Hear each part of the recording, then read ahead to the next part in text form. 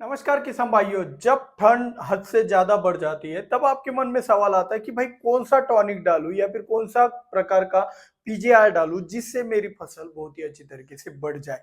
आप अलग अलग प्रकार के टॉनिक का इस्तेमाल करते हैं, अमीनो एसिड प्रोटीन का इस्तेमाल करते हैं, फिर भी आपको रिजल्ट नहीं मिलता।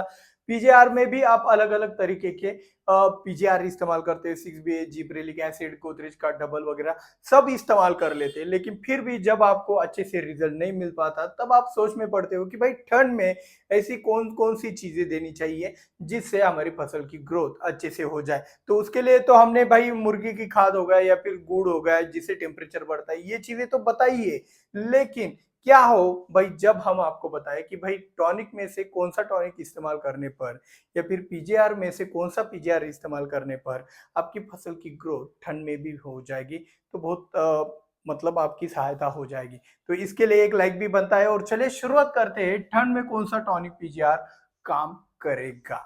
ठीक है, तो सबसे पहले हीट के लिए आपको पता दिया गया है कि भाई नीचे से तो आपको कुछ ना कुछ मुर्गी की खाद या फिर गुड़ का तो एप्लीकेशन ज्यादा बढ़ाना पड़ेगा। 2-2, 3-3 किलो गुड़ अगर 5-5 दिन के अंतराल में नीचे से जाएगा तो टेम्परेचर अच्छे से मेंटेन रहेगा और उससे भी आपकी फसल को बहुत ही अच्छा सपोर्ट मिल जाएगा।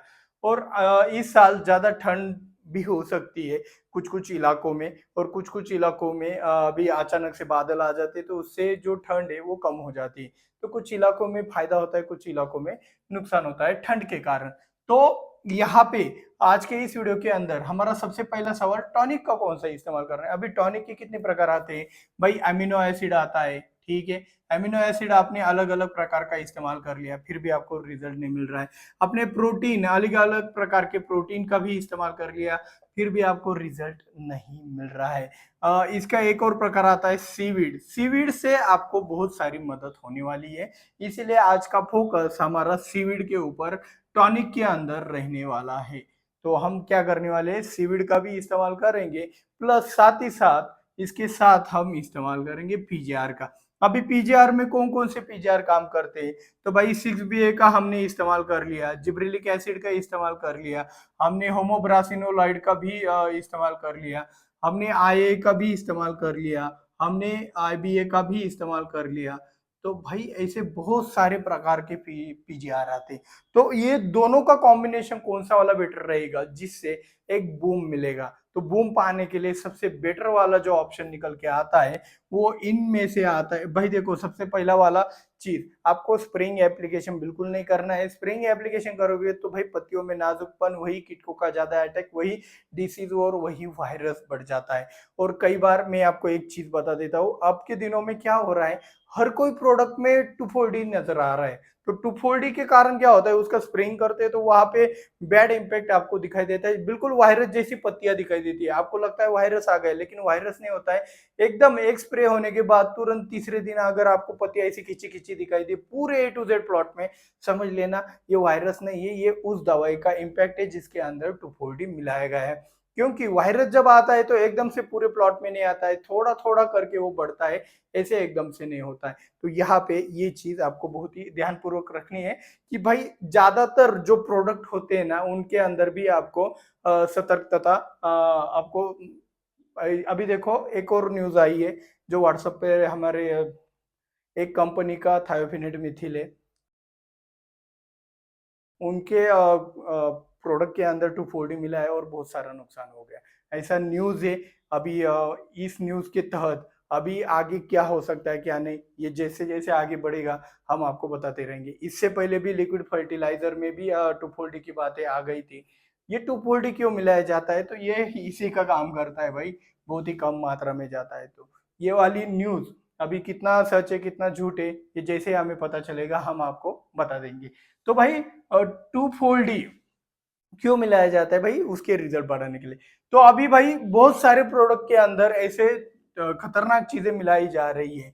तो एक कंपनी का, मुंबई की एक कंपनी भी ये थी जिसके अंदर भी 2,4-D मिलाया गया था और उन्होंने केले के ऊपर छिड़काव कर दिया तो भाई वो केले का साइज बहुत हद से ज्यादा बढ़ गया, 1 फीट तक बढ़ गया और वो टेढ़ा मेढ़ा हो गया, उसका क्वालिटी खराब हो गया, लगभग एक ही किसान का 75 लाख का नुकसान हो गया।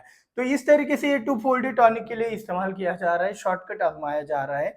तो भाई इसी शॉर्टकट के चक्कर में किसानों का बहुत नुकसान हो रहा है।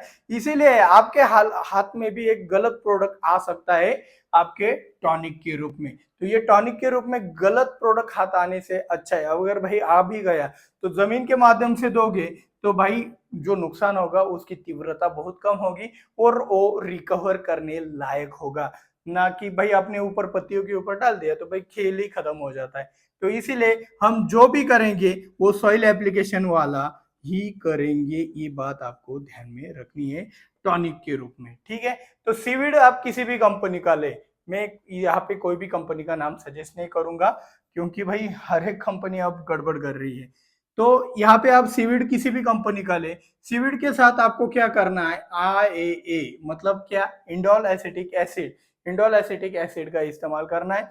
ये लगभग 1 एकड़ के लिए आपको इस्तेमाल करना है 3 ग्राम, 3 ग्राम IAA और सीविड जो भी डोज होगा 1 लीटर, 2 लीटर, 5 लीटर 1 एकड़ के लिए सीविड का, उसके साथ आपको 3 ग्राम IAA का इस्तेमाल करना है। कुछ किसान कहेंगे सर जी हमारे पास IAA अवेलेबल नहीं है, तो कोई जुगाड़ इसका भी बता दीजिए, अल्टरनेटिव इसका भी बता दीजिए। तो भाई IAA अवेलेबल नहीं है तो आप नेप्थेलिन एसिटिक एसिड का भी इस्तेमाल कर सकते हो। उसको आपको लेना है IAA की जगह लगभग 100 ml लेना है आपको 1 एकड़ के लिए, ठीक है। और इसका और सीवीड का दोनों कॉम्बिनेशन करके ड्रिप में से दे देना है। सबसे पहली बात, बहुत सारी कंपनियों के डुप्लीकेट मार्केट में आ रहे हैं। कुछ कुछ कंपनियों के अंदर 2,4-D जैसे कंटेंट दिखाई दे रहे हैं।